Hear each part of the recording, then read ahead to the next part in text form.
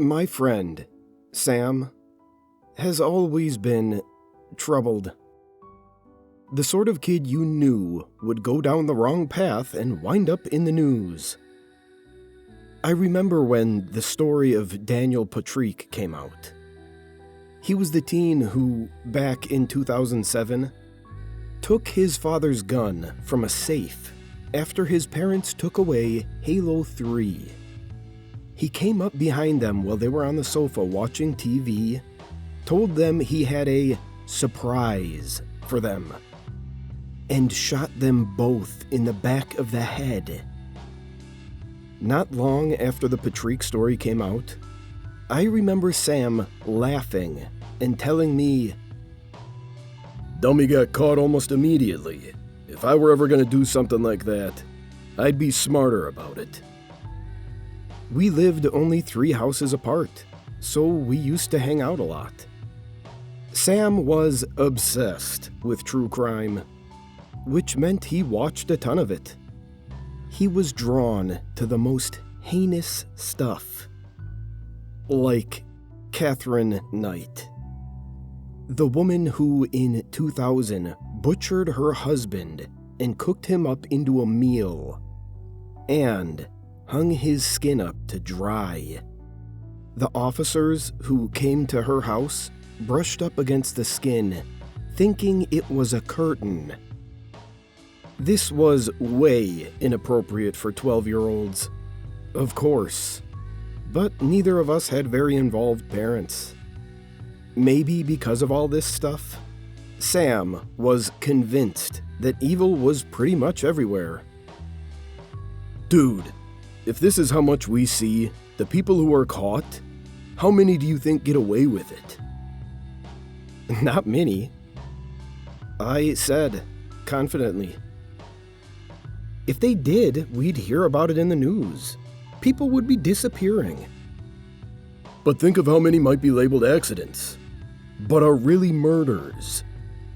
Falls down the stairs, heart attacks. I bet so many people bump off their folks when they don't want to take care of them, or want their money. Doubt it. It would be so easy. I bet there's tons of murders sliding under the radar because people just don't expect you to actually kill. So easy. In hindsight, this conversation screams red flag. But as kids, we both had morbid fascinations with this stuff. But, by far, Sam's biggest obsession was the piano wire killer, who strangled 4 women in our city and was never caught. I found out from Sam's dad, not from Sam himself, that one of the victims was actually Sam's older half-sister. She was abducted in '99, when Sam was only 4 years old. Like all the victims, she was found naked, her body recovered from the tunnels under Nicollet Island. And finally, I understood the motive for his true crime obsession. He wanted to catch the person who'd killed his sister. He was trying to understand how it happened. When I asked him about her, he claimed to remember her singing to him and playing on the swings, and admitted he watched every scrap of news related to her death that he could. So that summer, I suggested we search. Go into the tunnels and look for clues. Bro! Sam's eyes lit up. That would be awesome. We spent a whole summer scoping out those tunnels, winding through unlit utility passages seemingly forever, through the cool dark. If you know your way, you can crawl through a narrow passage to Satan's Cave, where teens and urban explorers sneak in to drink, light up, and graffiti their names. There are even some carvings on the cave walls people have made of goats' heads and demon faces. But it's mostly just discarded beer bottles and trash. The explorations were thrilling, but the closest we found to anything suspicious was a switchblade, a discarded baby doll, and a loop of wire that seemed likely to have come from a bracelet. Sam insisted the news was all wrong, that the killer wasn't anything like people suspected. Maybe he was right, but he was wrong about the tunnels. There was no evidence there of any killer whatsoever, piano wire or otherwise. After that summer, our interests shifted from true crime to video games. We played lots of shooters. I got into sports, taekwondo, and later rowing, backpacking, any wilderness stuff. Sam got into drugs. We'd still occasionally meet up for a hike. I'd go for the nature. He'd go for the opportunity to light up and escape his parents' constant squabbles. But I saw less and less of him.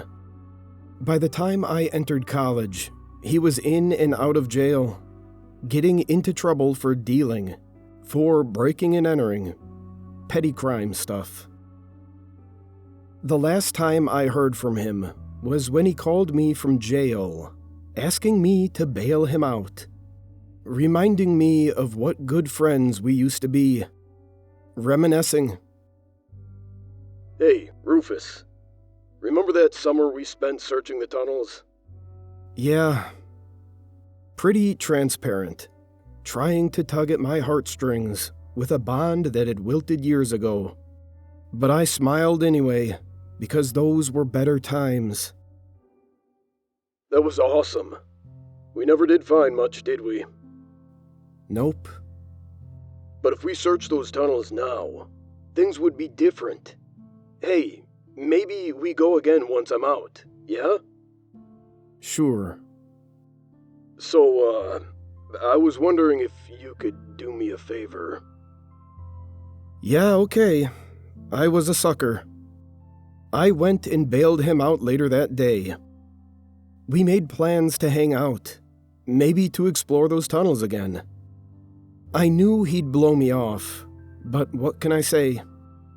He was an old friend, and I felt bad that he wound up this way. Well, my life was pretty steady. What's more, he'd found out while in custody that his dad had died. Suicide, apparently. Which was not a surprise to anyone who knew Sam's father. But nonetheless, surely must have hit Sam hard. Sam was worried now about his mom, having to raise his baby sister alone. Plus, they needed money. They always needed money. He wanted to go check up on the two of them, make sure they were doing okay without his dad. I told him I was here, if he or his family needed any help. I gave him my condolences. He just smiled and told me thanks, and didn't mention his father again on the drive back. You know, they actually found new evidence in the case. He said to me when I dropped him off. Shit? Really? Yeah. The ghost of a smile. I'll tell you about it next week. But he didn't get a chance. I got a call from him 2 days before we were supposed to meet up. The call dropped before I could answer. When I tried calling him back, it rang a few times and stopped. My subsequent calls went straight to voicemail. Sam ghosting me was nothing new. But when our appointed meetup passed and he still wasn't replying to me, I messaged his mom. She said he'd left, ranting about the piano wire killer and the tunnels. But she thought it was just his usual talk. He was always spouting big ideas and conspiracy theories, never amounting to anything. She started to complain how she'd thrown her back out, and with him running off again, there was no one to help but Macy, his little sister. The trash and laundry were too heavy for her to lift by herself. I told her I'd come by later. But now, I was truly worried for Sam. Called, messaged, even reported my concerns to the police. But they jumped right to assuming he'd skipped town to avoid a court hearing. Which was, I admit, a pretty plausible assumption. No trace of him anywhere. Still no signal from his phone. He'd gotten out of jail, mentioned new evidence, arranged to meet me, and vanished. I decided to check the tunnels. The entrance we'd used as kids was smaller and more overgrown than I remembered. I climbed down the embankment through the brush and dry leaves, out onto the concrete ledge, and then ducked into the cool darkness of the tunnel, with its low ceiling and narrow walls. Flicked on my flashlight. The faint odor of sewage wafted to my nostrils as I made my way forward. The only sound, the echo of my boots treading on the concrete. After a while of running my hand along the cool brick, I paused and turned to glance behind me. The entrance had become a distant square of white light. Was this really a good idea? Well, obviously not. I might go stumbling into whatever had caused Sam to disappear. Besides which, I couldn't remember the direction to Satan's cave. And even if I did find my way in, what was I supposed to be looking for? You know, they actually found new evidence in the case. Sam's hint in our last conversation had me tugging out my phone, searching the news, and I was stunned at the headline that came up. 25 years after brutal killings, piano wire killer confesses. Whoa. Sam had seriously downplayed this. It wasn't just new evidence. The killer was actually in custody and had confessed. So where the hell was Sam then? Maybe the police were right about him skipping town, leaving his mother alone to look after his sister, me scrambling to find him, and no one to pick up the pieces from his shattered life. I sighed and headed over to help his mom take out the trash. Sam's car was in the back when I pulled up, and my spirits lifted. I was eager to chew him out for all the usual trouble. But when I got back inside, his mom told me he wasn't back yet. His car battery had died, and he left by bike a few days ago. The house was a mess, filled with empty pizza boxes, several full garbage bags, laundry piled up. Sam's mom, Eleanor, had thrown her back out, I remembered, and couldn't lift heavy things. So, without Sam, she had no one to take out the trash or carry loads of laundry beside Macy. And Macy wasn't a very consistent helper, being only 11 years old. Is that Rufus? Macy came bounding down as I was collecting the trash bags. Her nose wrinkled. It smells like ass in here. You should help your mom out more. Once I'd cleared the trash out, I was getting ready to leave when, on a sudden impulse, I went upstairs to the room Sam had been using, thinking he might have left me a hint as to where he'd gone. But I found the room taped off with a giant "Keep Out" sign.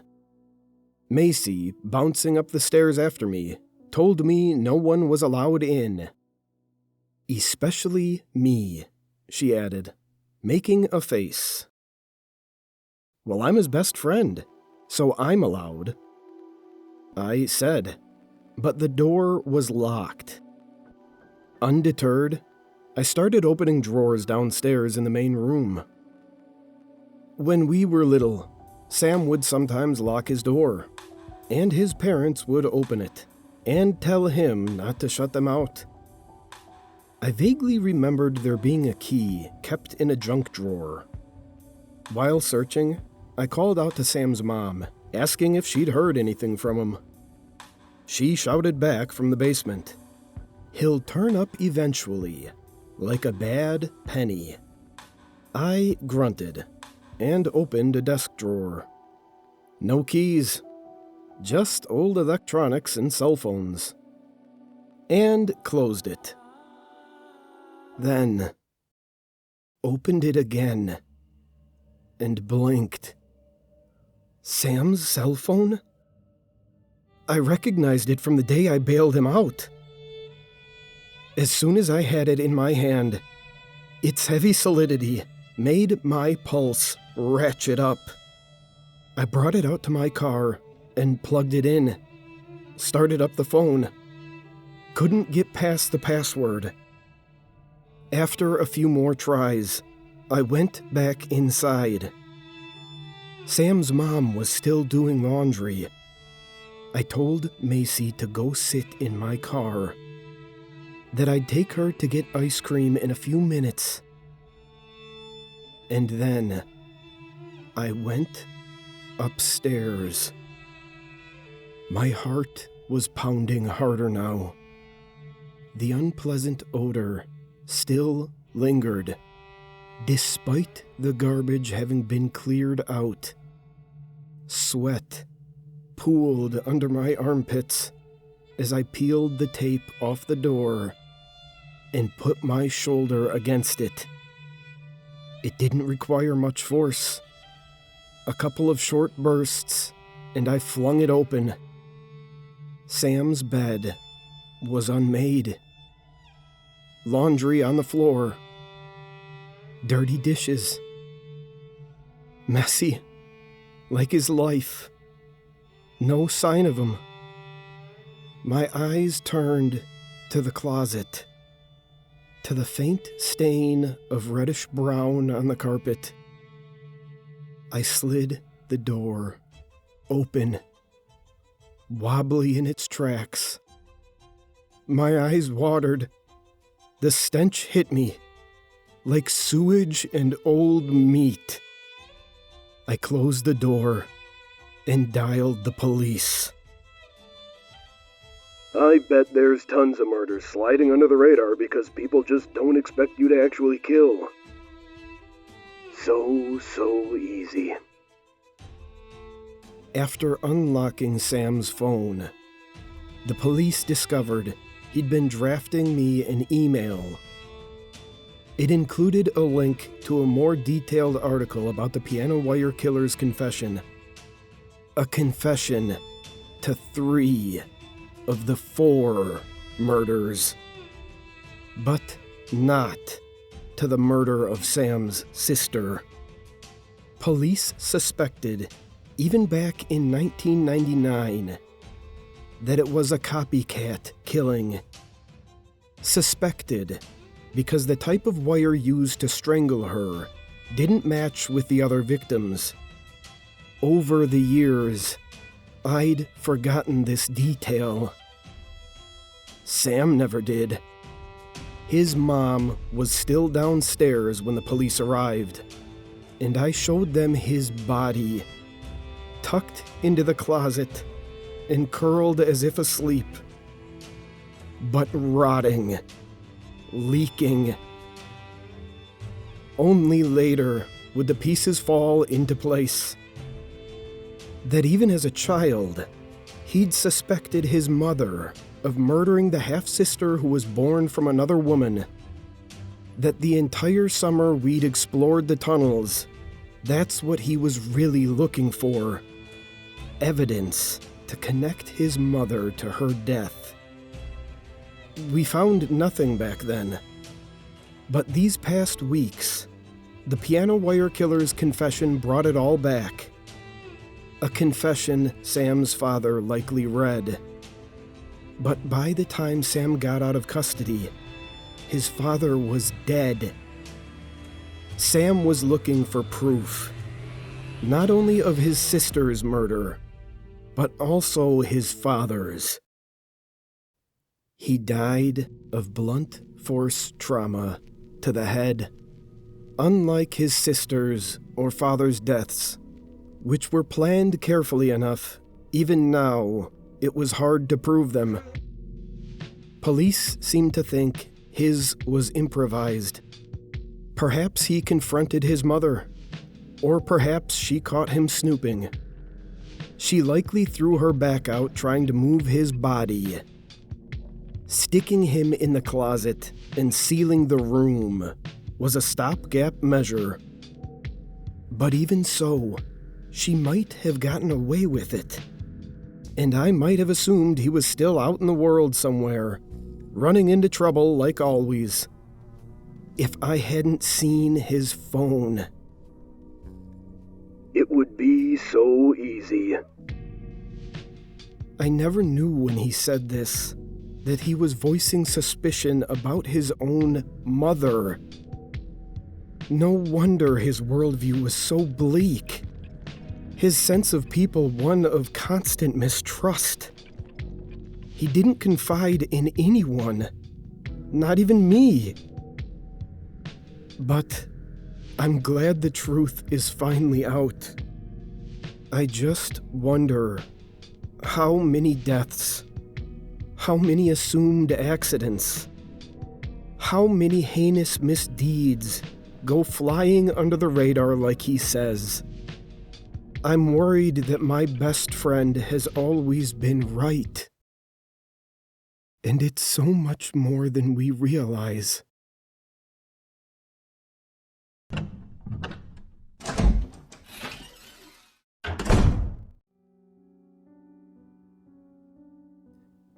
Would you believe me if I told you I'm from another planet? I doubt it. Not many humans believe such a thing to be possible. Those that do are laughed at and mocked. My name is not David, although that is the name I was assigned here on Earth. My real name is Emmerich, and I've been here for 8 years. I've been sentenced to life alteration. This sentence is a rare one. It banishes you to Earth, to live out your days without contact to the rest of the galaxy. I don't know why they didn't kill me, but I know why I wasn't put in a normal prison. If I told the guards what I saw, my story could continue to spread. The administration does not want that. Here on Earth, my word can't leave this planet. The Milky Way galaxy has 6 regions. I come from Centrane, about 25,000 light-years away. Earth resides in Old Dathlo, a region forbidden of any transport unless explicitly permitted by the Dathlo administration. It's the newest of the 6, although still very old. Dathlo used to be one of the 5 regions. But about 4,400 years ago, Dathlo split into two. Much of it became New Dathlo, with a 10 light-year radius around Earth's sun becoming Old Dathlo. The latter, which we are in, is the only region without an administration, and instead, decisions here are voted on by all administrations. The split is also when the transport restrictions took effect. It's no coincidence that Earth gets few visitors from beyond the stars. Earth was chosen to be a no-contact planet. All that time ago, space travel was a luxury, only for the rich or members of the administrations. But once it became more mainstream, new restrictions and guidelines had to be thought out and enforced harder. One of those new restrictions was to choose a planet which is full of life, and then prevent anyone from ever traveling there, in case the need for a contact-free planet ever came to be. Earth had only recently been added to the life-bearing planet registry at the time, which is partially why it had the largest known population with 0 registered space transport vehicles. With that, Earth was chosen. This planet missed out on the massive boom in space travel and contact. Going from one side of the galaxy to the other would take years, and even a message would take a week. I'm of course translating to Earth time. Shortly after travel became usable for everyone, research skyrocketed, as did the economy. The big travel push is something everyone learns about growing up, and it sounds fascinating. Getting from one side of the galaxy to the other became something you could do in a few days. The messages were practically instant. To this day, those speeds haven't improved much. It really did hit a peak. Before my life as David, I worked for Portsco, the official cargo and delivery partner for New Dathlo. My final delivery was a solo one, though not something in my regular routine. I had to take a shipment from the Dathlo Administration HQ to a research facility on a planet in Vaslia, another of the 6 regions. I was supposed to travel through Centrain, as it's the fastest route. But I didn't do this. I went around to visit a friend who lives in another region. Her name is Jasani.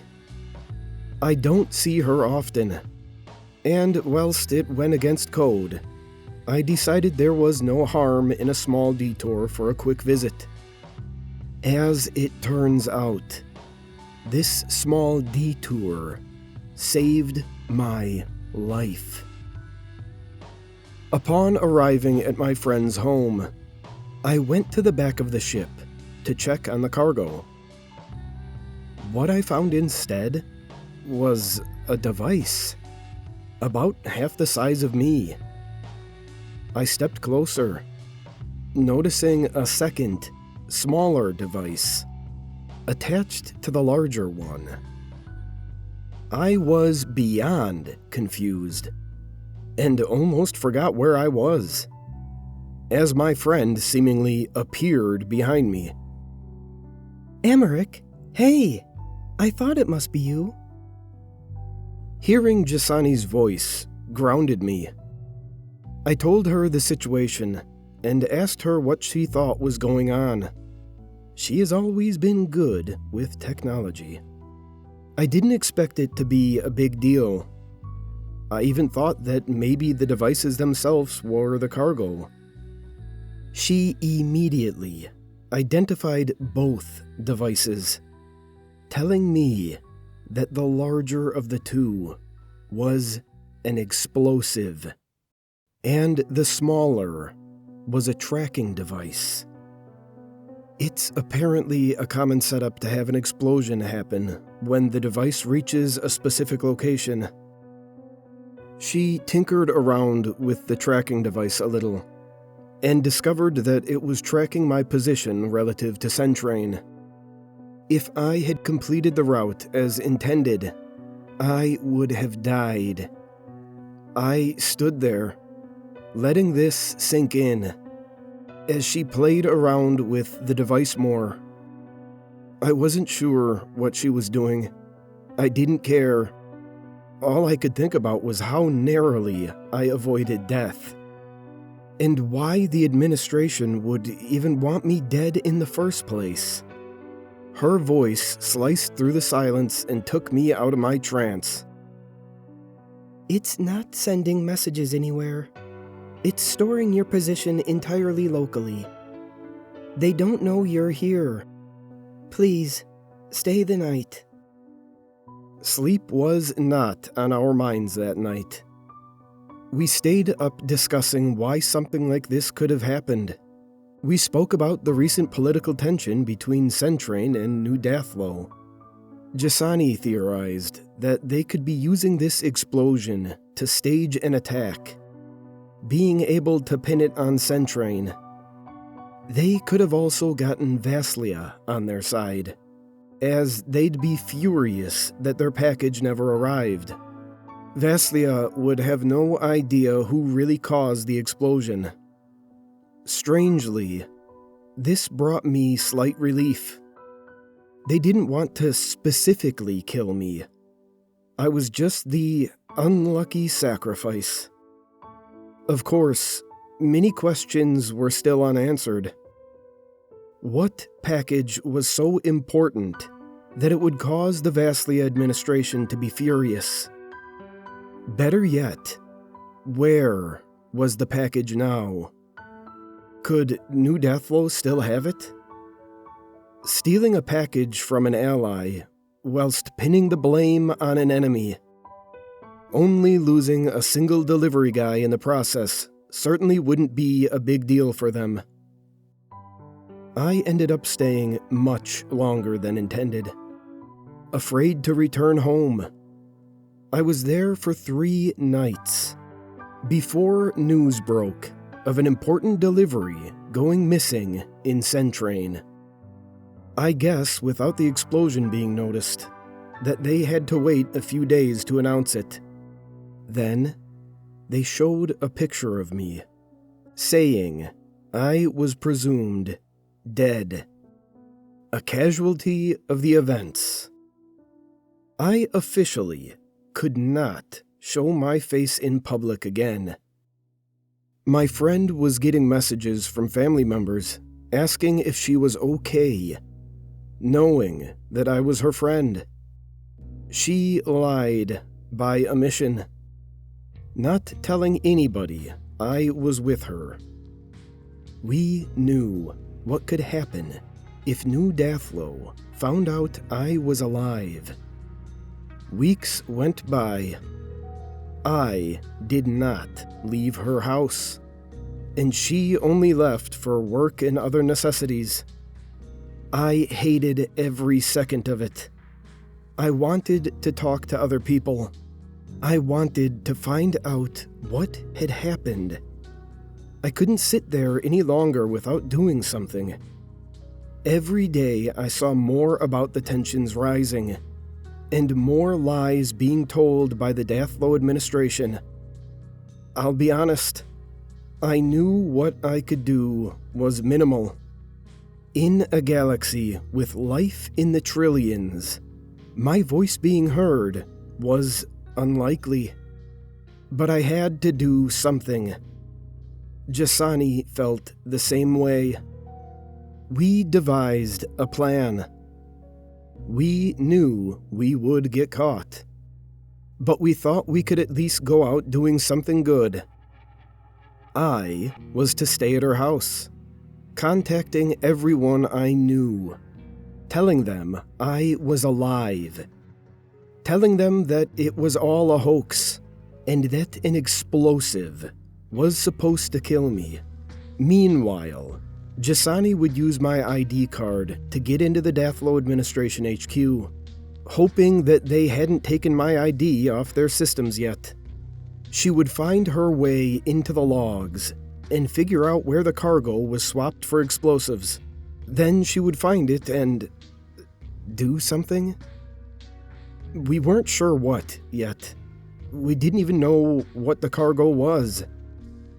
We said our goodbyes and wished each other good luck. It wasn't a bulletproof plan, but it was something. I wish every day that I knew I would never see her again. I wish I had told her not to go and done this myself. But instead, I watched as she set off in her ship, unknowing that she would not return. A few hours later, and I'd still heard nothing. I was getting worried. Maybe I got a little too carried away in drawing attention to the situation, but I broke the plan slightly and left her house. I had already called all my family, but it wasn't enough. I needed the public to see I was alive, so I told random people that I could find.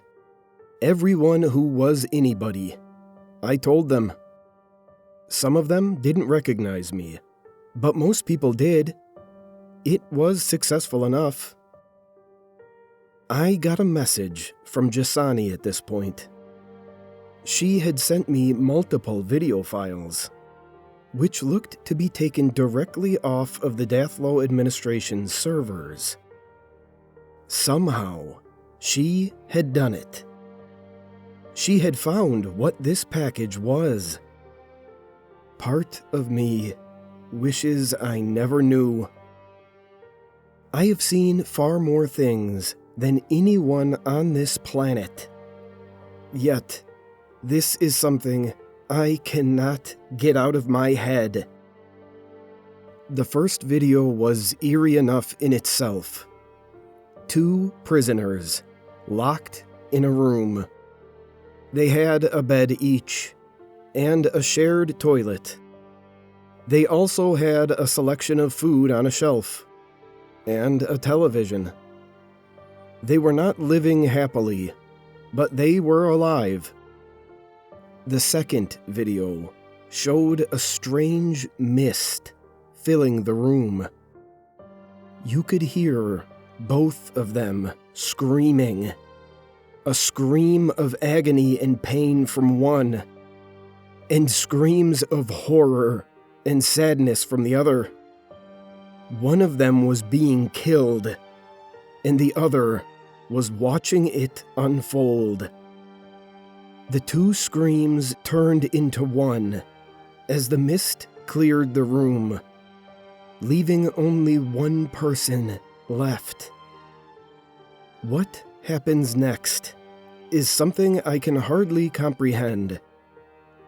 Their tears stopped as they got up and began to look confused. They grabbed some food and started to watch television. The third video showed guards entering the cell, and the prisoner asking, "Why are there 2 beds? Who else are you going to bring in here?" The prisoner had no memory of their friend ever existing. The mist had not only killed them, but killed any thought of them too.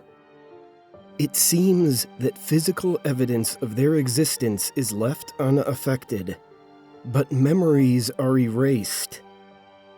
It was at this point that I noticed the communication network was comprised of 3 people.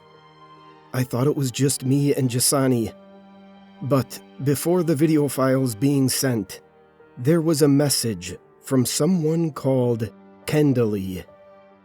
The message sent a chill down my spine. I think they're about to find me.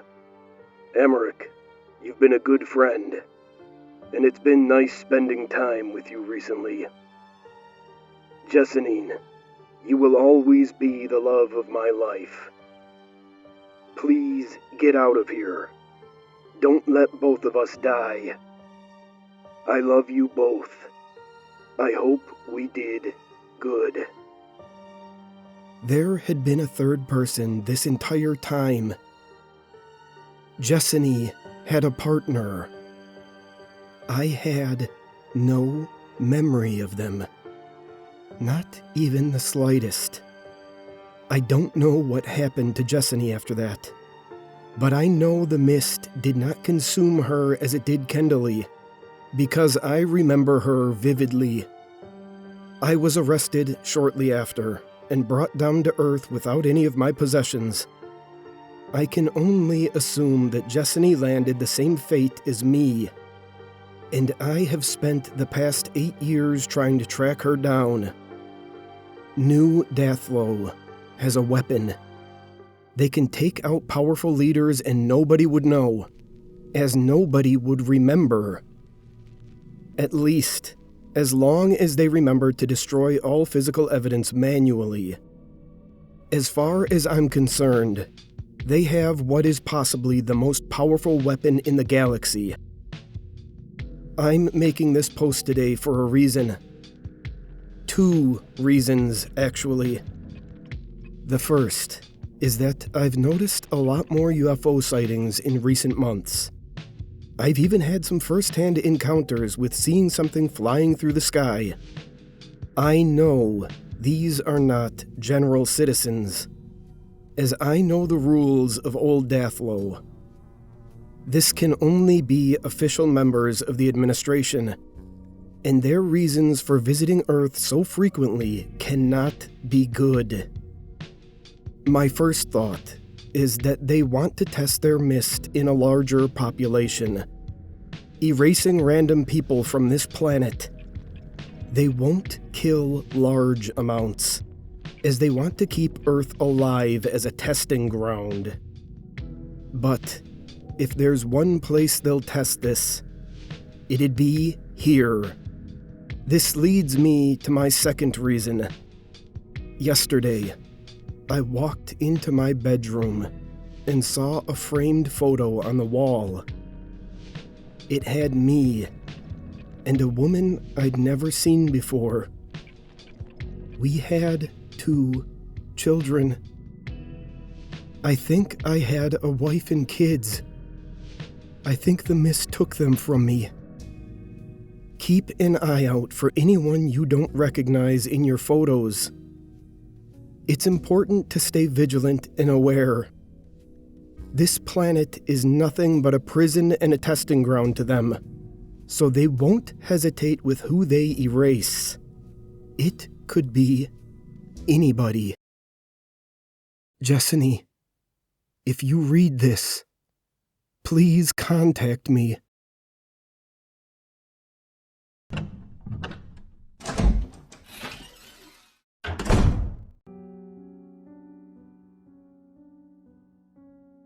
"4 years ago, my sister Daisy went missing. A week ago, my husband slipped into a coma. I didn't realize how connected these events were until recently. Daisy lived with us for complicated family reasons. She was 19 when she didn't come home one day. There isn't an exact moment I can pinpoint the grief starting, because there isn't an exact moment that I realized she wasn't coming home. It was a gradual realization over the course of 2 days, mainly because it wasn't unlike her to be out all night. I always used to blame myself, convincing myself that if I had noticed sooner, we might have found her. About a year later, my husband and I were getting ready to move to our new home. We fell in love with it immediately when seeing pictures online, and that love only got further cemented during our viewing. The place was as huge as it looked. We thought moving here would be the best decision of our lives, although, in the back of my mind, I worried that we were secretly running away from our grief, leaving Daisy behind. My husband simply said, "What if we're running with her?" I never entirely understood it, but it brought me comfort all the same. The move went smoothly, and we helped the previous owner move out too. He was an elderly man with no family, so we felt it would be polite to help out. Before leaving, I remember the words he spoke so vividly. "You'll think you want a big home, until the responsibilities get too much." We both seemed to feel happier after moving, and it even allowed us to explore new hobbies. One of the first things my husband did was set up beautiful flower beds outside. I had never known him to have such a green thumb in the past, but he seemed to really enjoy it. The outside of our home became full of life, as did the inside of my mind. For the first time in a while, I was happy. I always told him how proud of him I was. Every week, he'd buy the same huge bag of cat food. Not for a cat. We don't even have one. Apparently, it's just the best fertilizer. It made me laugh. It sounded ridiculous. But something must have worked. Those flowers bloomed all year round. I lost him without losing him. I woke up without him in my arms and went straight downstairs to find him. I found him unconscious on the kitchen floor with blood coming from his lower leg. I don't know how long he was there, but the blame set in once again. If I had found him sooner, would he have been okay? I called an ambulance right away, but he never regained consciousness. The doctors aren't sure he ever will. When I found him, he was laying next to the well. The previous owner told us he discovered the well whilst having work done on the flooring. He decided to incorporate it into the design, making it level with the floor and giving it a tempered glass top. It dates back to the 1800s, when this building was first constructed as a pub.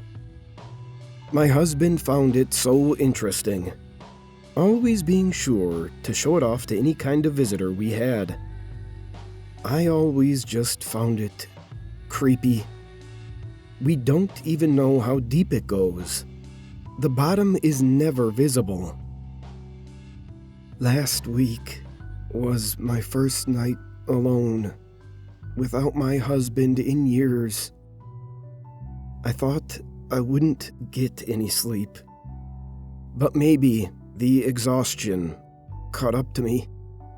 I fell asleep instantly upon touching the soft blankets. I remember so vividly dreaming of Daisy. That is when the thunder began. I woke up in the night to a booming crash. Thunder echoed all throughout the house for at least an hour or so. It frightened me at first, but as the noise died down, it actually became soothing and helped me gently get back to sleep. The next morning, I walked back to the hospital to see my husband. The ground was dry and warm. There was no evidence of the storm I had heard loudly visiting the neighborhood on the night prior. I didn't take this as a clue at the time. It just wasn't my biggest concern. Going to see him felt similar to looking for Daisy. With her, we would go out every day, physically searching for her and places she might be. Now, instead, I wait next to my husband, hoping, wishing for him to come back to me. The next night, the thunder came back, louder and longer this time. I didn't get the satisfaction of drifting to sleep before it began. It was whilst I was laying there, eyes open, that I realized there was no light. Not a single flash of any kind of lightning. Those bedroom windows remained as dark as void. I decided to check the weather. Cold, slightly cloudy. This cycle repeated. I felt like I was going insane. Like clockwork, every night. The same cycle, the same cycle, the same cycle. It got stronger with each night. I spoke to neighbors, doctors at the hospital, friends on the phone. I'd always bring the thunder up in conversation. None of them had heard any thunder. I could not wrap my head around how I was alone in this. Yesterday, my mind seemed to decide that it was time to be active around the house again. I cleaned the dishes that were piling up, emptied the bins, and decided I should tend to my husband's flowers. I was surprised that they weren't wilting already. It gave me a funny feeling that he was still around, taking care of them whenever I wasn't looking. I got emotional as I looked down at them. I wasn't even sure how he applied the cat food fertilizer. I had never really seen him do it. I wanted to smell them first. They always had such a strong and beautiful scent. Yet, this time, nothing. No beautiful smell. Just nothing. Was my sadness running so deep that I had forgotten how to experience beauty? I extended a hand out to touch one. Plastic. I touched another and felt the same thing. All of them were plastic. Every single last one. Even the daisies, planted in memory of my sister. His hobby had been a lie. I was almost angry. But all that emotion came out as tears as I settled for just feeling empty. Why had he lied? That night is when things took a turn. The thunder was at its loudest. I could hardly hear my own thoughts. I knew there was no chance of sleep. I decided to get a glass of water. A decision that changed everything. As I stepped down each step, the noise seemed to somehow get louder. Step. Step. Step. I stepped into the kitchen, and the noise stopped. I tensed up, bracing for the next crash to cut through the silence. Yet the silence remained. Relieved, I flicked the light switch, only to be met with more darkness. The bulb was busted. Fantastic. But at least the noise had stopped. I made my way through the kitchen. The cold feeling of glass at my feet confirmed that I was walking right over the well. I shivered, but not because of the temperature. As my feet made their way back onto the tiles, they hit something far too early. A tile seemed to be broken, or out of place. I couldn't tell. And whilst I could get a glass of water in the darkness, I could not deduce this foreign feeling without the light. So I went to get the spare bulbs down in the basement. Truth be told, I hadn't been down there since we moved to the house. I never liked the spooky atmosphere, but I had to face that fear. And thankfully, the basement was nice and bright. Regardless, I had no plans to be down there long. I found the bulbs quickly, but as I grabbed one, something caught my eye. Perfume. Lots of perfume. Boxes and boxes of them. None of them mine. And to my knowledge, my husband never wore perfume. Curiously, I sprayed one in the air and smelt it. I was instantly transported to the flower beds. This bottle smelt exactly like the ones outside our front door. So I grabbed another bottle. This one smelt like the ones near our kitchen window. I grabbed another. This one smelt of daisies.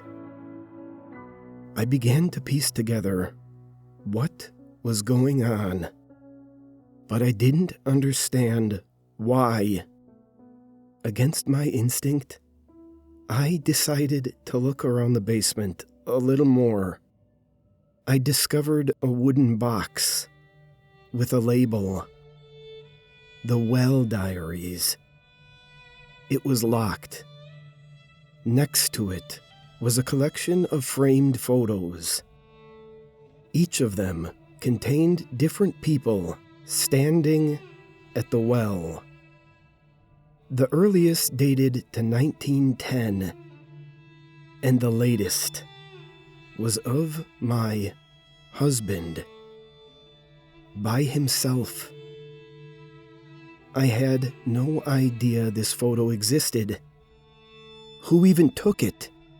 My husband had been lying to me about the flowers, but it seemed like he may have been lying about more, too. I realized at this moment that the previous owner had also lied. The old man claimed he found the well. These photos showed otherwise. It was never covered up to begin with. I also found an MP3 player with only one song, Daisy Bell. The one that goes, my sister had always had that. as her ringtone. The final thing I found creeped me out too much. It was a calendar. My husband had marked off every single day. Of course, stopping the day he fell into his coma. There was a note attached. Feed her every day at 7 a.m. I turned around and headed back to the kitchen. This was all too much to handle. I just wanted to get a glass of water and get back into bed. Maybe in the morning I'd have a clearer head and be able to draw a rational conclusion. I went to replace the bulb. Yet, in my confusion, I had forgotten to turn off the light, as the new bulb immediately turned on as it screwed in. The almost blinding brightness isn't what startled me. It was the face I could now see under the glass of the well, staring at me. It was still only barely visible, but I could clearly see 2 eyes and an outstretched mouth. At first, I was too shocked to notice one of the kitchen tiles open like a trap door directly next to the well. It seemed to hide a small chute covered in cat food leading into the well. I was staring at this creature in fear, yet something stuck out to me. It had Daisy's eyes. The rest of it looked nothing like her. Gray skin, bony shoulders, balding head. But the eyes, they were unmistakably hers. It hit the glass with one of its hands. The noise was like thunder as it echoed throughout the house. I only snapped out of my frozen state when I saw 2 fingers slowly make their way out of the chute as the face continued to stare right through me. I ran. I ran faster than I ever have in my life. I ran and I ran. And when I couldn't run anymore, I ran anyway. I didn't have a specific direction in mind, but perhaps instinctively, I ended up at the hospital. I sat with my husband, still shaking. I do not plan to go back to the house. It's not safe there. I stared at my husband, trying to calm myself down, trying to think of happier times, trying anything to just forget about what had just happened. Instead, I found something that almost made my heart stop. Around his shin, where the wound had been, his skin was slightly gray. Perhaps I'm being paranoid, but given what I've seen, I think I have every right to be. My sister has become whatever the hell she is now, and I think my husband is going to suffer the same fate. I need to bury him. Right? I mean, that seems to be the entire point of the well. To contain whatever these things are. Clearly, they can't be allowed out. I don't know what to do next. I love my husband. I don't want to have to do anything to him, but I don't want him to become one of those things either. Perhaps I should track down the previous house owner. Perhaps I should try to read the well diaries. All I know is that I can't just forget this and leave. Whatever has been happening in that house, I want to end the cycle.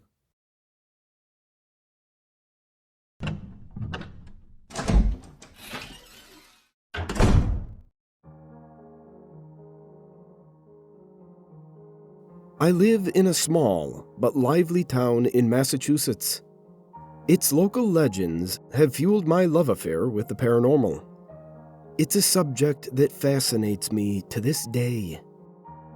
Coupled with insomnia, this passion led me to spend many a night at the nearby cemetery, hoping to see a ghostly apparition while walking through to pass the time. These outings were unfruitful, void of all activity, supernatural or otherwise. My dream of stealing a glimpse at what comes after eventually subsided, but I continued to visit the graves. It was a place where I could collect my thoughts when sleep eluded me. One night, however, something changed. It was a dark spring evening. I was bored, couldn't sleep, and felt the need to do something outdoors in the cool night air. As it so often did, the local graveyard called out to me. I obliged, unable to resist the allure of its calming nature. Sometimes I was even tempted to set up camp there and sleep amongst the dead.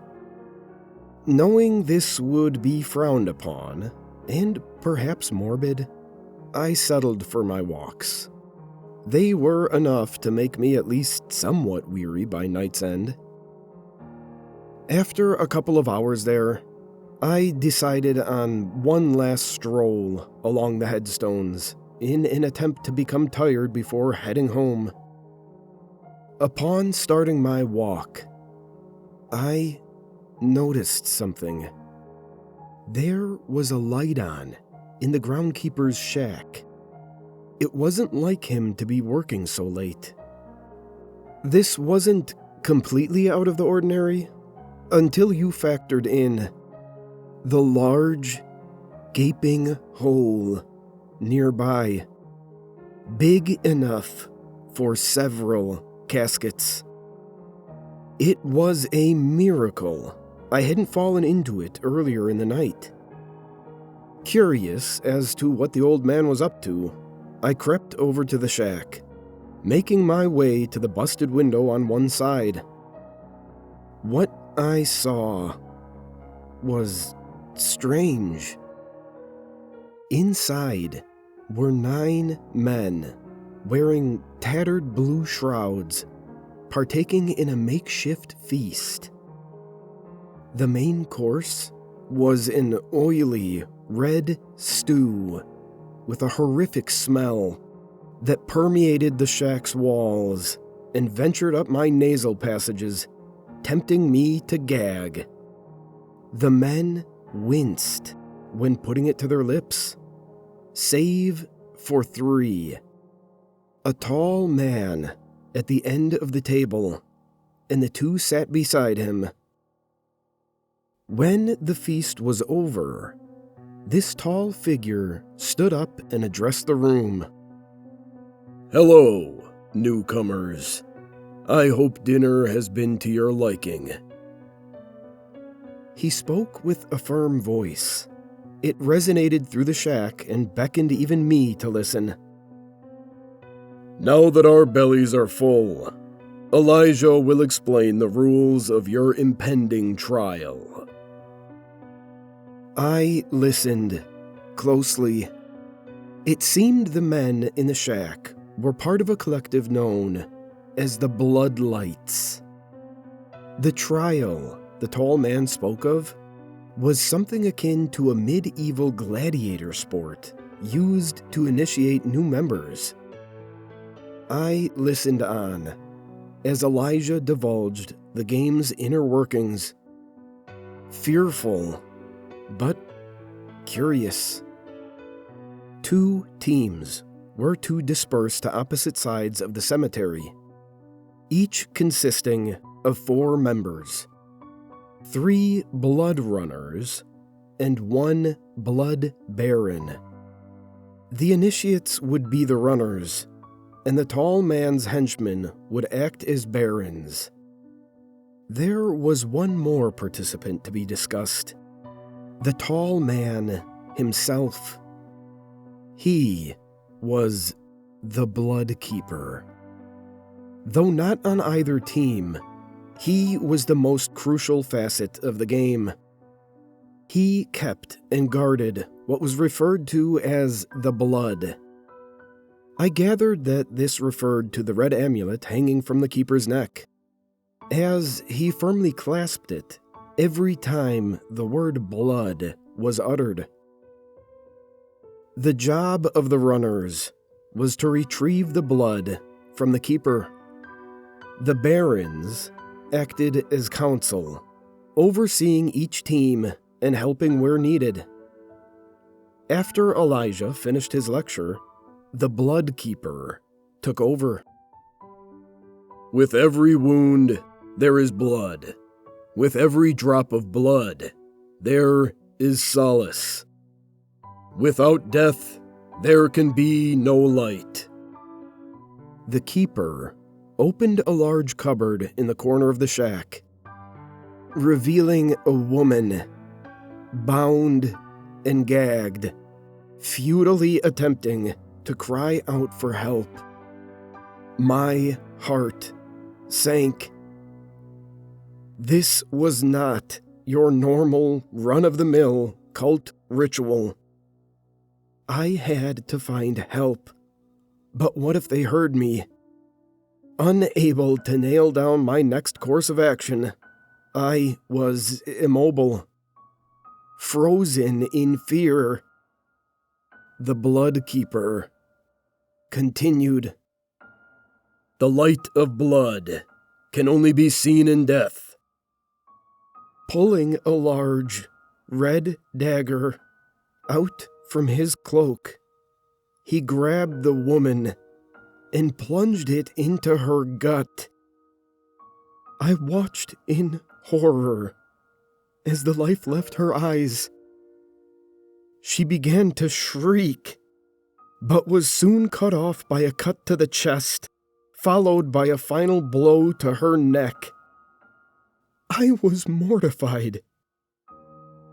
After throwing his kill to the floor, the keeper pulled out 3 vials, filling each of them with the blood that dripped from his blade. This was the blood the runners were after, not the amulet. This is all the blood I have to offer.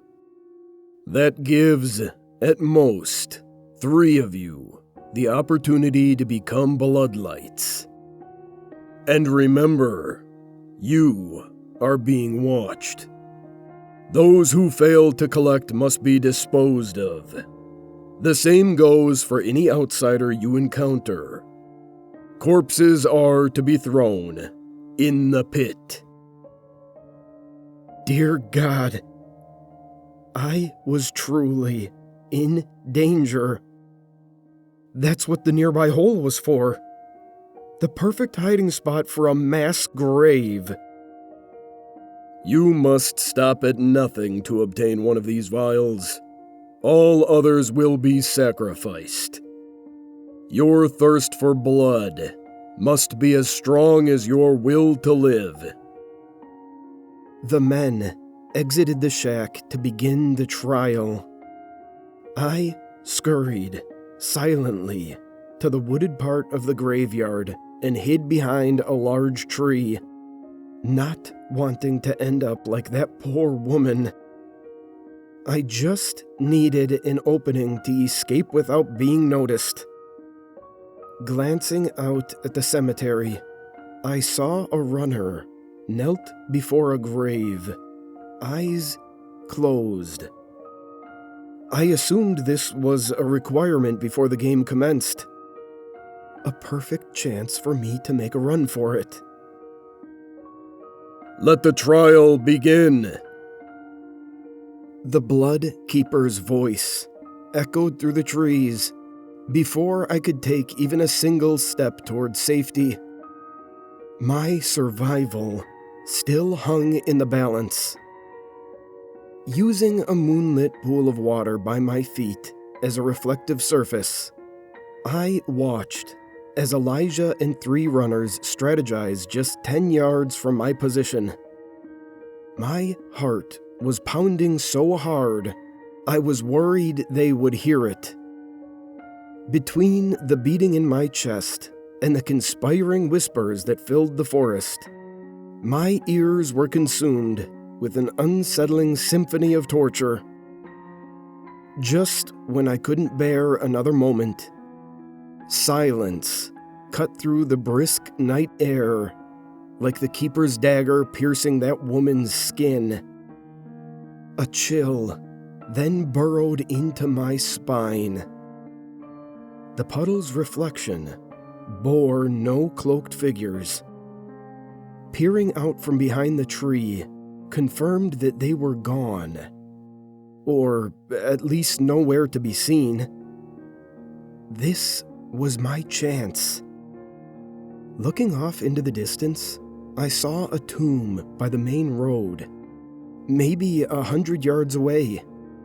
It would provide the perfect cover to escape towards civilization, but there was no way I could waltz over there without being seen. The woods wrapped around the cemetery, so running from tree to tree would strengthen my odds of survival. I took a deep breath and braced myself. Without so much as a second thought, I dashed to the next tree on the path to safety and took cover. I then gathered my wits and surveyed my surroundings. No cloaks in sight. I sprinted to the next tree and took another glimpse out at the world. The coast was still clear. As I was about to take off in the direction of my next hiding spot, panic set in as my feet inexplicably left solid ground. My blood ran cold as I was lifted into the air by some unseen force. The next thing I knew, my body was hoisted up and placed atop a tree branch. There, I was greeted by the unnerving sight of my captor, a blood runner. I didn't scream or try to get away. It would be no use. I sat there in terror and exhaled what I thought would be my last breath. Instead of gutting me, the man spoke. "What's your name?" I was too shocked to respond. "Come on now. Who are you?" He spoke clearer this time, revealing a slight English accent. "Look, I noticed you at the window over there, eavesdropping. If I wanted you dead, I could have had you killed then. I want you to help me." "Help you?" "Yes. I'm going to use you to my advantage. I take it you know what we're doing here, and you know the rules of the game." I nodded slowly, still shook. "Good. With you, I might be able to turn the tables and get the upper hand." I was frightened, but I calmed down enough to focus on the runner's plan. "See that tomb over there? That's where the Bloodkeeper is." My stomach turned. To think, this guy may have just saved my life. "I need you to go over to the tomb and open the door. Slowly. The Bloodkeeper will surely take a swing at you. Just as he's about to end your life, I'll swoop in and end his." But why? That's not part of the game. "Right you are. You need not concern yourself with the why. Just know that if you don't do as I say, I will kill you myself. Now get going." The man gave me his cloak for protection and pushed me out of the tree. I didn't want to risk facing the Bloodkeeper, but I didn't want to perish at the runner's hands either. My fear of dying kept me from deviating. I again ran from tree to tree, eventually making it to my destination. The stench of bloodshed wafting through the air as runners fought for control of the field. With my back pressed to the cold, aged stone, the pull to escape grew. The main road was within reach, but the thought quickly subsided. I was far too worried the Englishman would catch up with me and take his price. He was able to climb a tree and lift my weight into it without a sound. It was clear he possessed the agility and stealth needed to take me by surprise during a haphazard run for the hills. I sighed in defeat, knowing that one way or another, I would probably die that night. Mustering up every bit of courage I had left, I crept around the tomb and faced its door. My shaking hands reached for the rusted handle and pulled it towards me. Before its hinges could even creak at the motion, the door burst open, pushed from within. The force knocked me over, my head connecting with the unforgiving ground. The moments that came after remain fuzzy. The Bloodkeeper towered over me, half of his body in shadow, the other soaked in moonlight. A vision of death, there to steal the blood from my racing heart. My eyes grew weary and shut for an instant before opening to see another figure. I couldn't make out who was who in my dazed state, but one attacked the other, completely overpowering them. The prey in this scuffle fell to his knees before landing face first into the cold cemetery soil. The familiar sound of metal colliding with flesh rang through the air as the victor saw to it that the job was done. I prayed it was the Bloodkeeper being torn apart. Otherwise, I was a goner. My eyes shut again before unconsciousness finally took hold.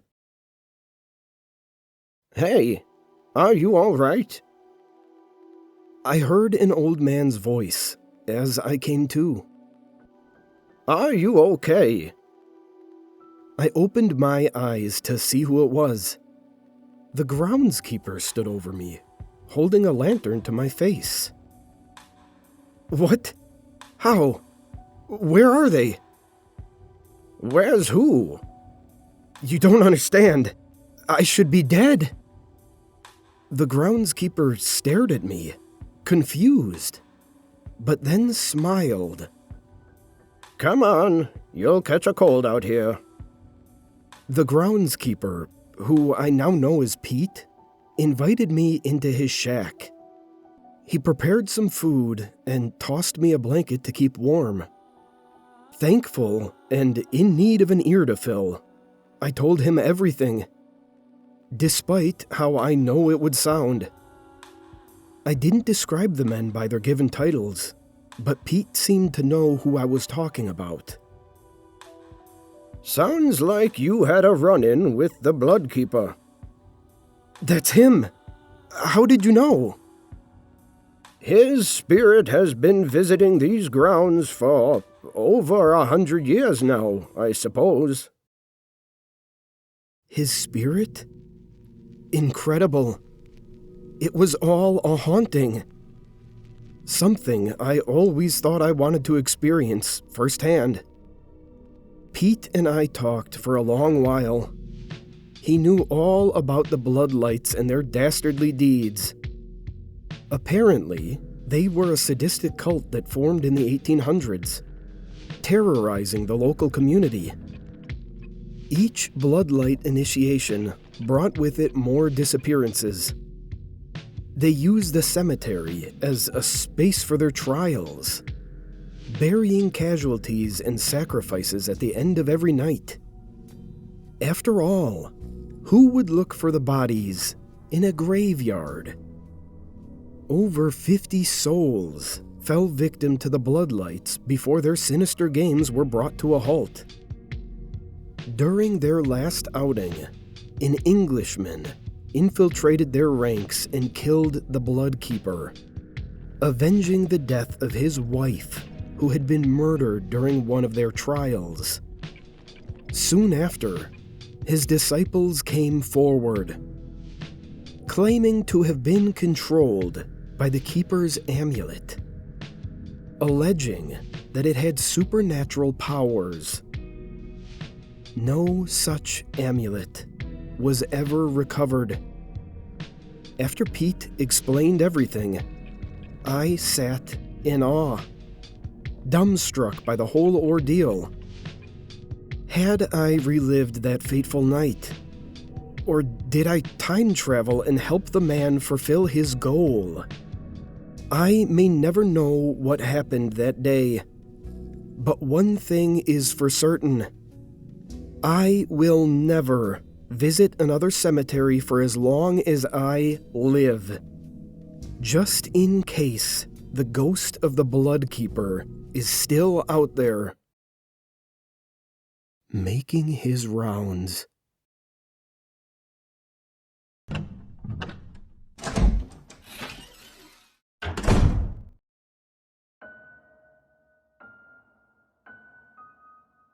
I know most people find it disturbing, but someone has to do it. I collect dead bodies. It's something I do every day, and it almost never changes. My colleague gets to the scene first to do all the prep work. I turn up a while later to transport them where they need to be. Not many people know about what I do, but my lack of conversation about it is not out of shame. I am proud of it, and I simply don't want people to view me any differently. Usually, everything goes smoothly. I turn up. The body is already concealed in a bag, and I load it into the vehicle. The whole drive is just me and a body in the back, and maybe my colleague on some days. But yesterday, the drive did not go as it should. The events that transpired mean I will live in fear for the rest of my days, and may have to give this up. I turned up to the scene. It was a fairly large house on the outskirts of town. A guy that lived alone and never really spoke to anyone. My colleague had probably been the first person to step foot in that house, besides the man himself, in years. I myself, probably the second. The door had been left unlocked, and I went inside the building. My colleague never leaves the body out in the open, for obvious reasons.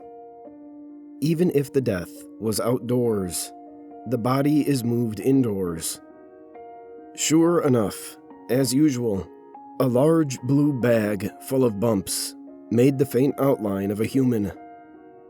It takes a bit of effort to move it into the van, but no more than a few minutes. Picking up a limp, lifeless body is second nature to me. I've been doing it for years. I got the bag down in the back of the van and drove off, headed for the other side of town. It was dark out, and the roads were empty. This is how I like to drive. 5 minutes into the journey, I heard a groan from behind me. A raspy, shaky, agonized groan. It was loud and sharp, piercing through the sounds of the night. The fear that shot through me is indescribable. I felt a pit open in my stomach as every muscle in my body tightened. My hands jolted so hard that I nearly crashed, but I kept control. The back of the van is too dark to see into, so I grabbed my flashlight from under my chair and pulled the vehicle to a complete stop. As I shone it into the back, I saw something I had secretly always feared. The bag was sat upright. I crept closer, trying to be silent. A muffled voice from within the bag spoke. Hello? Who's there? I can hear you. I wasn't sure what to do. My colleague always checks their pulse.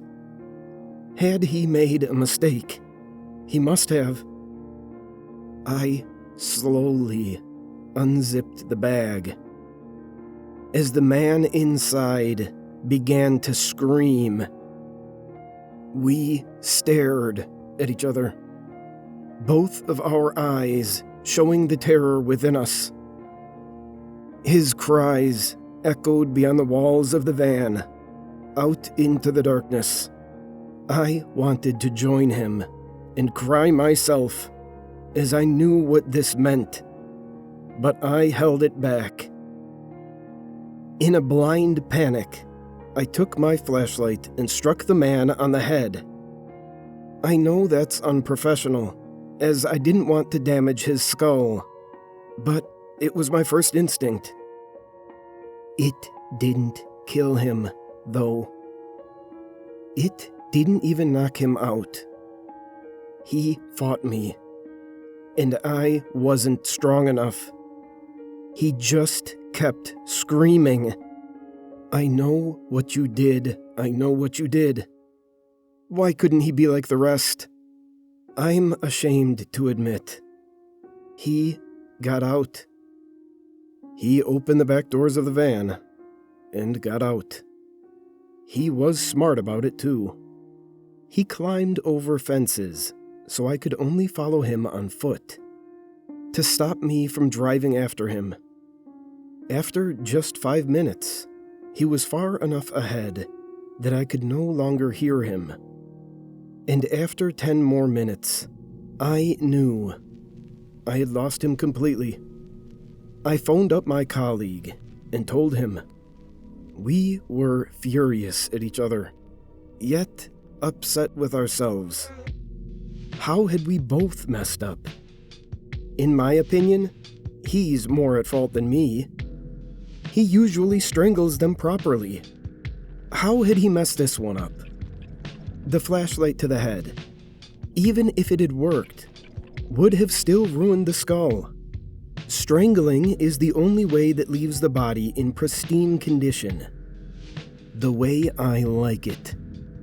I didn't get to add this body to my collection. And for fear of being caught, I may have to stop my hobby of collecting corpses entirely.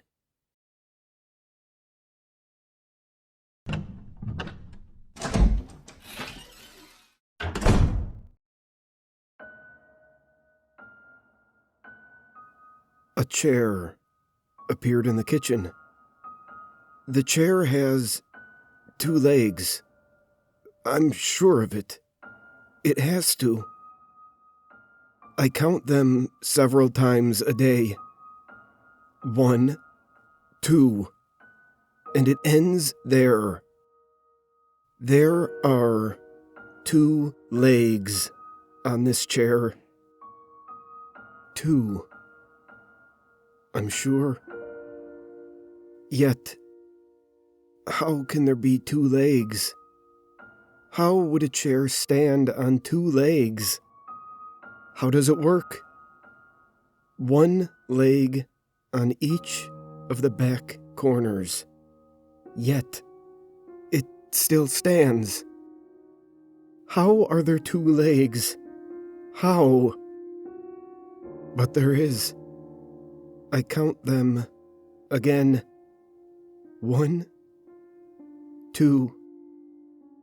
I'm not sure when it first appeared, but it's been in the kitchen for weeks now. I don't dare sit in it. I'm not sure how it would hold me. I don't want to end up like the cat. I found the cat one day, dead, its body twisted and broken, under the chair. It looked like it had been crushed, its fur matted with blood. I wanted to move the chair, to see if there was anything I could do, but I do not want to touch this thing. The chair is alive. I'm sure of it. I sound crazy. I know I do. But it's waiting for me to sit in it, so it can kill me, like it killed the cat. But I'm not going to give it the satisfaction. I'll never sit in that chair. 2 days ago, 2 agents knocked on my door. They were investigating something, but wouldn't tell me what. They wouldn't even show me their badges. How was I meant to know who they were? I turned them away, but they came in anyway. As soon as they saw the chair, one of them called someone, and the other one spoke to me.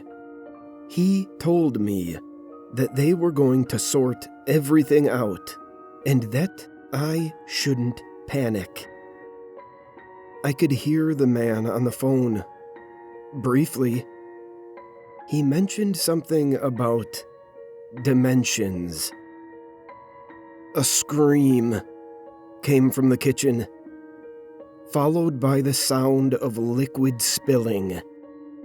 We ran in, and on the floor, under the chair, was a puddle of blood and the remnants of human organs. A hand was left on the floor. It's etched into my brain, and I can never unsee it. The chair has 2 legs. I counted them. 1, 2.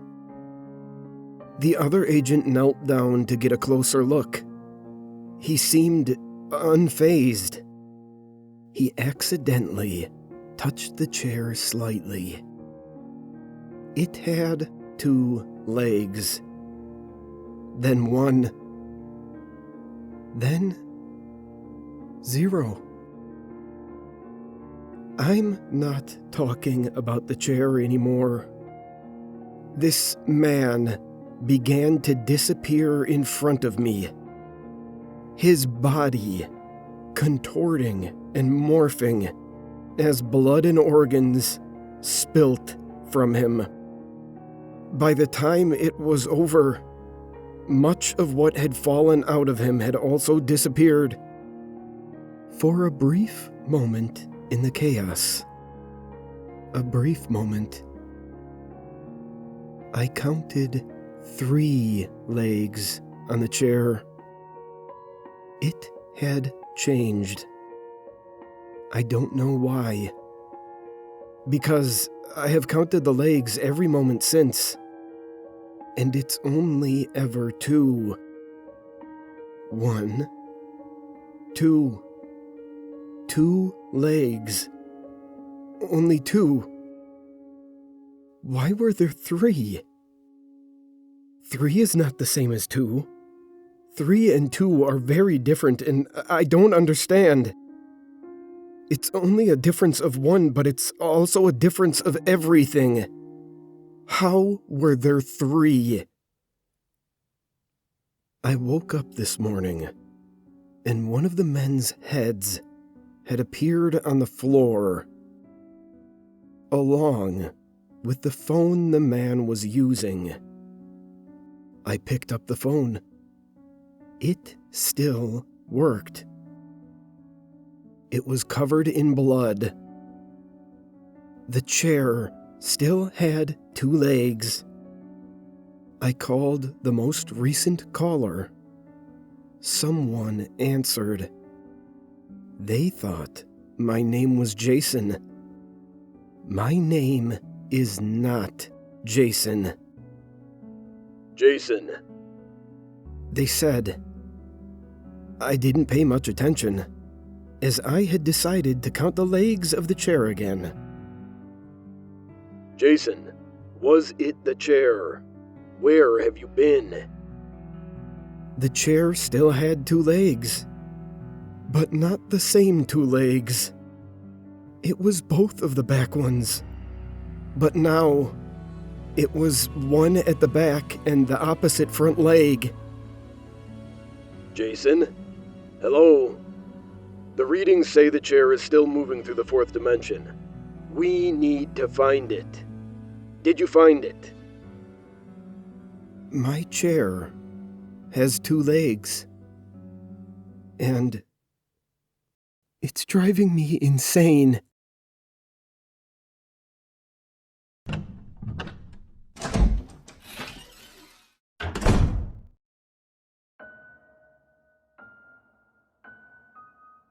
The spoon floats above my kitchen countertop. I don't remember when it appeared. I think it's always been there, choosing to be ignored.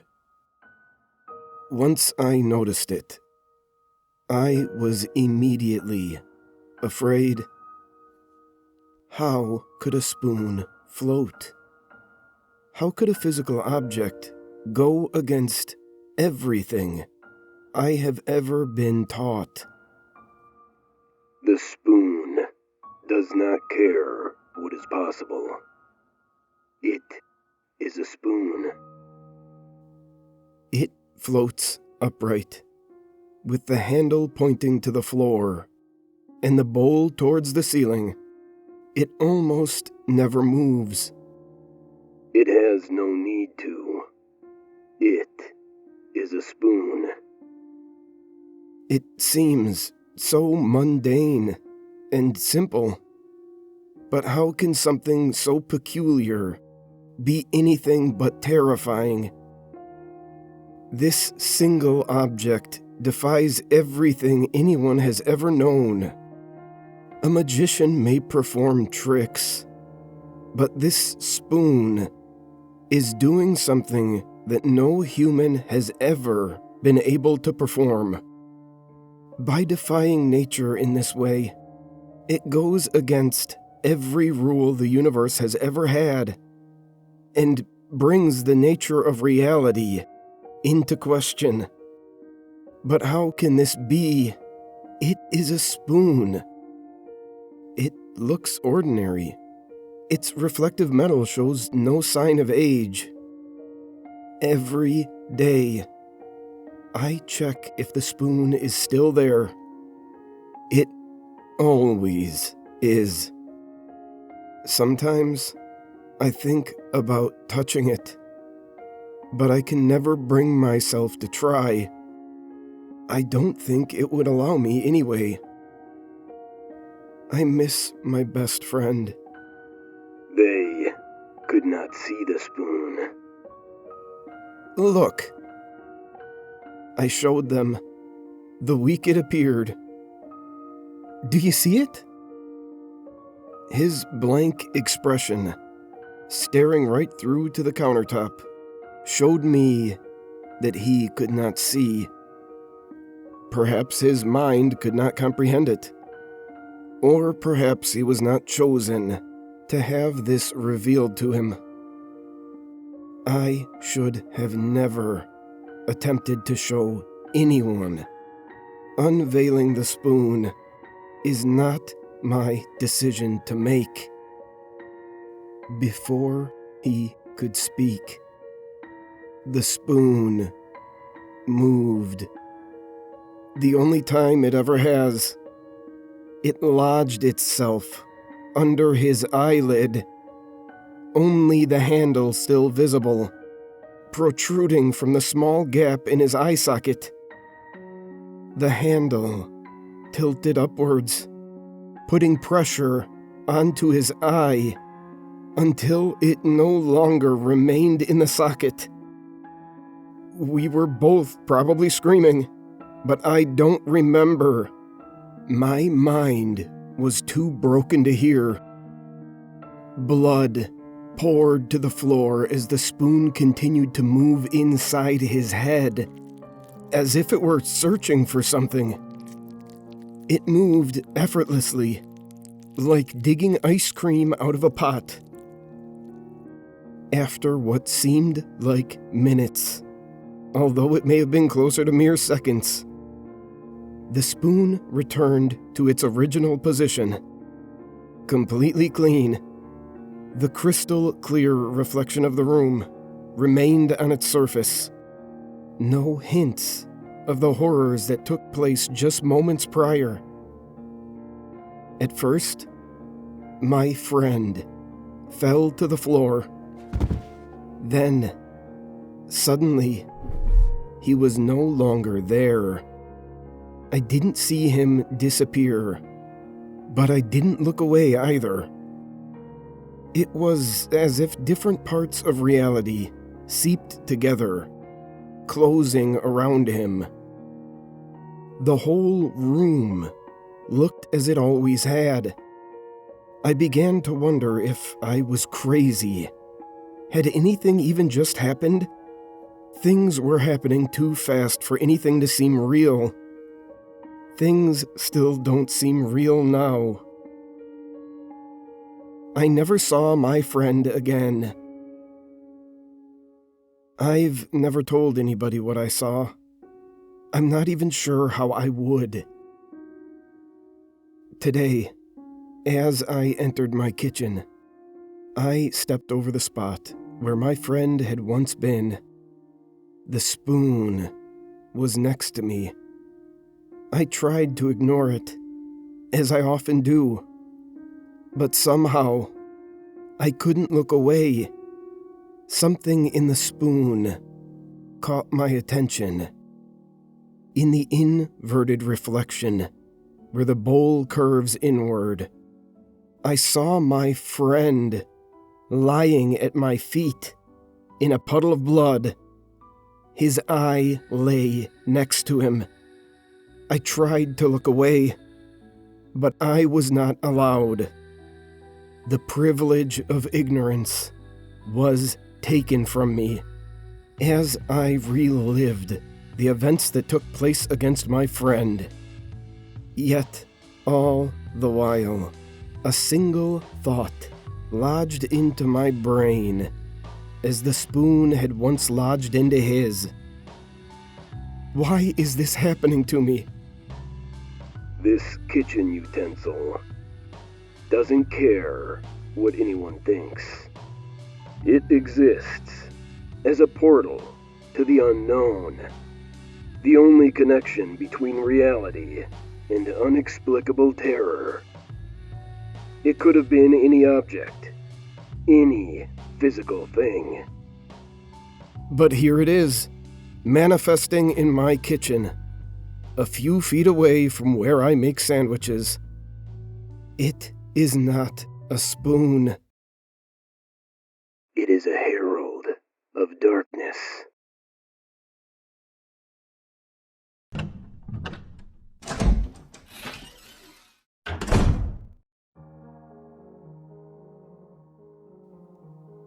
I don't work for NASA. I'm a lowly office tech at a company affiliated with NASA. We store data off-site, mostly concerning their many, secret, unmanned missions to the moon, including the countless ones that took place in between the Apollo launches. There are regular landings, even today. As you can imagine, we're not on the books. Still, we are a necessary facet of the Space Administration's delicate infrastructure. Now that you're up to speed with where I work, I can tell you about the room. Room 371, to be precise. The Overseer's office. It always had an air of mystery about it. I and other staff members had been inside before, tasked with leaving behind flash drives filled with sensitive information for the Overseer to upload to our database. You see, the sole computer in that room is an offline archive containing almost every one of NASA's dirty little secrets. Stuff that we can't risk getting out in the event of a data breach.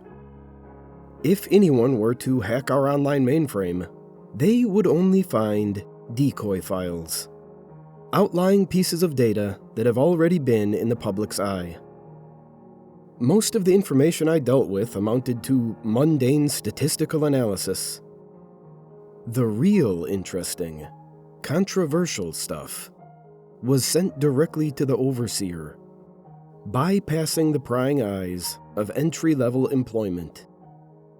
That brings us to yesterday. It was a normal drop-off assignment. Bring the flash drive to room 371, leave it on the desk, and shut the door on your way out.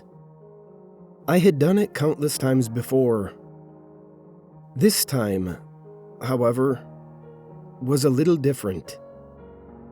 After placing the drive on the desk, I noticed a faint glow on the wall behind it. The computer was on. This was strange. It was always shut down by the Overseer after a data dump. The only times I had ever seen it turned on were on days when he was in there, still working. I admit, my curiosity got the better of me. With a slight spike in adrenaline, I walked around the desk and sat at the chair, ready to take back at least one mystery to the hive mind on the main floor. The convenience in this moment cannot be understated. I later discovered that the Overseer was sick and had rushed to the bathroom, where he remained for at least 40 minutes. Not only was the computer on, but it was unlocked. Even our personal workstations required a series of passwords that changed daily. Passwords we had to spend the first 10 minutes of any given workday decrypting. This was the one and only chance I had to placate my curiosity and dig for the buried treasures of NASA. I knew there just had to be something in the confines of our database that would elicit a gasp or mouth drop. Something I would remember for the rest of my years. In settling in at the desk, my heart pounding at the thought of the Overseer's return, I noticed the computer was calibrated just like the rest of our PCs. Because of this, I knew just what folders to open and what digital stones to turn on my hunt for secrets. Most files were your run-of-the-mill storage vessels. Data pertaining to the boring truths of the trade, statistics and physics predictions. After a few minutes of searching, I almost called it quits. But one document caught my eye. It was titled Project Burial at Sea. This was what I wanted. A classified NASA project never before released to the public. In this moment, secrets were revealed to me. Ones I soon wished I had never unearthed. As is common with these types of documents, the jargon was very straightforward and low on description. As such, I had to piece together bits of information to form a clear picture of the proposal and subsequent missions that apparently started at the turn of our current century. What I discovered did indeed elicit a gasp. It also made my skin crawl. Project Burial at Sea was, ironically enough, a fail-safe against information leaks. It implemented the pre-existing infrastructure of NASA's unmanned missions to dispose of cracks in the system. That is, individuals likely to come clean about privileged information. Yes, you heard right. Individuals. NASA was killing off would-be whistleblowers to protect their assets. The initial proposal called for sending the bodies into deep space, but too many unknown variables presented themselves. If even one probe was knocked back to Earth by an asteroid or unforeseen space event, the entire operation would be done for, especially if it landed in enemy territory. At that point, another country could use it to blackmail our government for aid and financial gain. Burying the bodies on the moon prevented this and eliminated all potential evidence tying anyone to the crime. The people who vanished made up a very small portion of NASA, so the ratio of missing persons in relation to their workforce was barely disrupted, deflecting any potential suspicion. After a rigorous sterilization procedure, the bodies are stuffed into the hollow spaces of the previously unmanned probes. Once they reach the lunar surface, they are collected by rovers, of which there are many more than you're aware of, and buried in craters of a specific section of the moon's dark side. In other words, mass graves. The rovers later collect samples to determine the long-term effects of the soil on human decomposition. This was not the purpose of the project, just an added benefit. I was floored. This document was not what I expected. I couldn't believe this sort of thing would happen in our country, and at NASA of all places, an organization I was involved with. After closing the file and navigating back to the home screen, I left room 371 and shut the door, my worldview shattered. Upon returning to my workstation, my coworker, Bill, questioned me. Jack, where were you? Did you hear the overseer retching in the bathroom? Poor guy has that stomach bug that's been going around. I politely nodded, but offered no response to the initial query.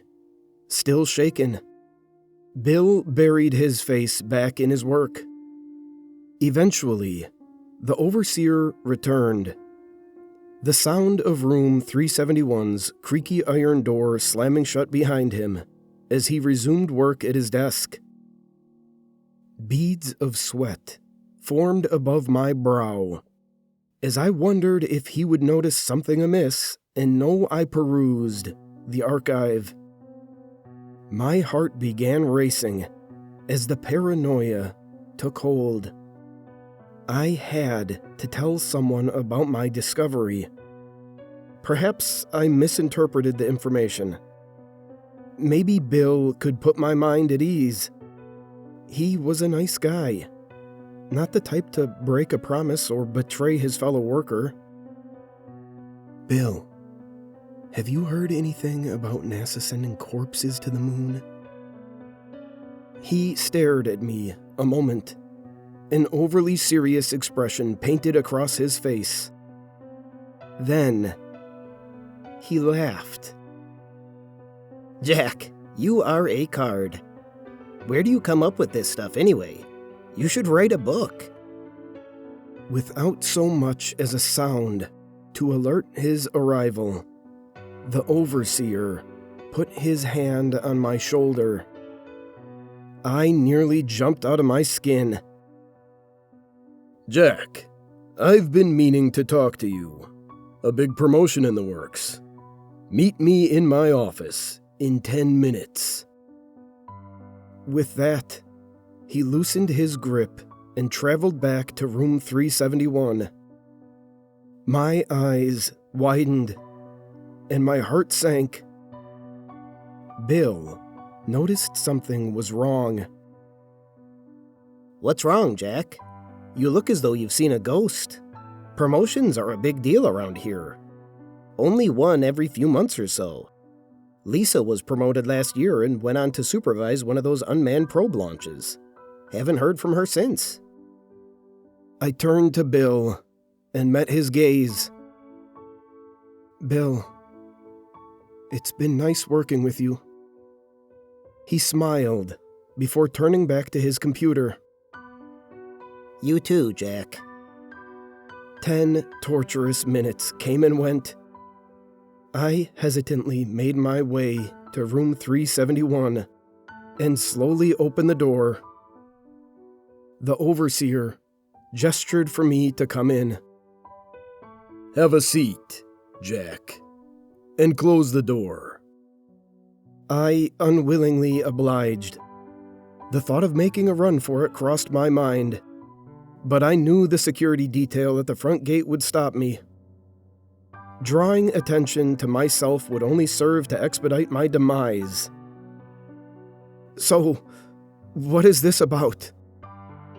I asked, my breathing now labored and sporadic. Like I said before, it's a promotion. NASA is recruiting from its affiliate outfits to supervise some of their unmanned launches. You've been selected. I tilted my head in disbelief. But, sir, why me? I haven't done anything to warrant such a promotion, to my knowledge. He grinned. That's where you're wrong, Jack. We've been watching you. We know what you did. You can't deny it any longer. With a wicked smile, he stood up from his desk and walked over to me, his arms outstretched in my direction. His shadow covered the entire room, or at least it seemed that way in the moment. Without realizing it, I had backed myself into the corner, almost cowering in fear. That's when the door opened, and my co-workers flooded the room. Surprise! I stood upright, shocked. What's going on? Bill responded. Don't you know what day it is, Jack? The overseer pointed at his wall calendar. It was September 18th, which, according to them, was my hire date. It all makes sense now. It was a ruse. A practical joke at my expense. The overseer sometimes did this on workplace anniversaries, but not for many years at this point, and never to this elaborate extent. I didn't even realize what day it was until they pointed it out. Did you really think I would leave my computer on, unattended? Bill chimed in. Bodies can't even decompose on the moon, Jack. There's no air. They both let out hearty laughs. I laughed too, thoroughly relieved. The rest of the afternoon was nice. After all was said and done, we returned to work, invigorated by the positive surge of energy and morale. After finishing my leftover tasks, I left with a smile on my face, happy to be Earthside, alive and well. This mood would follow me the whole way home. But it wasn't alone. When I parked in my driveway, someone pulled in behind me. The overseer stepped out of the car and greeted me with a friendly wave. Jack, can we talk? House calls were unorthodox in our line of work, but not unheard of. Of course, Coulter. Please come in. He followed me inside and joined me in the living room. I sat down, but he paced at the fireplace, looking over my family photos on the mantel. You know, what Bill said was true. Bodies don't decompose on the moon. That bit was added by NASA. They put falsehoods in all of their classified documents. It's another fail-safe, a detail they can point to in the event of a leak to make it seem illegitimate. I was utterly confused. I'm not sure I follow. What are you getting at exactly? He turned to me, a stern look painted across his face. It's all real, Jack. The dead bodies, the craters, everything. You should have never sat at my desk. I chuckled. Come on, Coulter. The joke's over. No need to drag it out. He wasn't laughing. This is no joke. You were hired in July, not September. I sent out a last-minute memo to everyone in an attempt to avert your suspicion. Here, we can discuss things privately. Very funny. You're forgetting about my wife and daughter. A smirk touched the side of his cheek. He tossed me an envelope. Inside were photos of my wife picking up our daughter from school. My heart sank. What the hell is this, Coulter? Are you following my family around? We've intercepted them. Let's just say they'll be late getting home tonight. The gravity of the situation was beginning to sink in. If everything I saw was indeed real, then I was now a target. I would soon become the next NASA casualty buried at sea. If I didn't escape and get help, Charlotte and Leslie would never be saved. My eyes darted for the door. Coulter noticed. I wouldn't run if I were you. I didn't come alone. My blood boiling. I was tempted to lash out in anger. Don't worry. They're safe. I remained silent, but livid. There are things in this universe you can't begin to understand. Things not only above your pay grade, but above your understanding. Things human words could never hope to describe. Human? I asked, perplexed by the wording. Yes, Jack. Let me show you. What happened next was enough to put my mouth on the floor. Using his right hand, in a single circular motion in the air, Coulter opened a portal. A fucking portal! One that seemed to connect my living room to the moon. I could even see Earth off in the distance. What in God's name is that? I shouted. "Come, Jack. Get a closer look."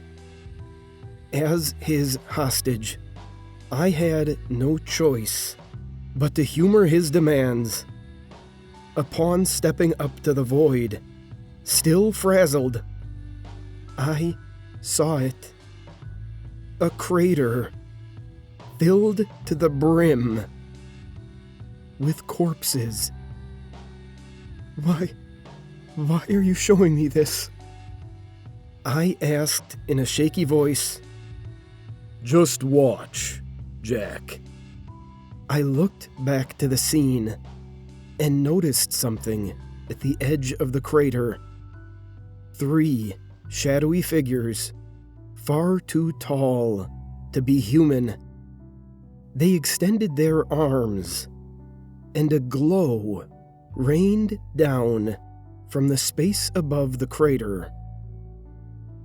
The corpses, they moved. I watched in horror as the bodies were reanimated. But these were not living beings. They were shells, controlled by a puppeteer, bent to its sinister will. The 3 shadows became one and formed an archway. A blinding brightness poured out from within. One by one, the corpses walked into the light, until, finally, the crater was emptied. Then, the light dissipated, and the shadows spun in unison, taking off at great speed into the abyss of deep space. With another wave of his arm, Coulter closed the portal. I was speechless. You see, Jack, Project Burial at Sea is more of a safety measure. It's a necessary sacrifice to them. So, all those bodies? No. Only some were would-be whistleblowers. The rest, John and Jane Does, left at morgues across the country with no relatives to claim them. Where do they take them? To the place where they live. There, they are forced to build, stuck in the space between life and death for an eternity. Slaves of an alien race. It's a truly terrible fate. We would all be there right now, if not for the deal we struck back in 1947. These creatures don't bode well in our atmosphere. We placate their every need to keep them from developing a technology capable of mitigating the effect our air has on their bodies and spacecraft. I couldn't believe it. Everything I knew up to that point was a lie. Coulter walked to the door. I like you, Jack.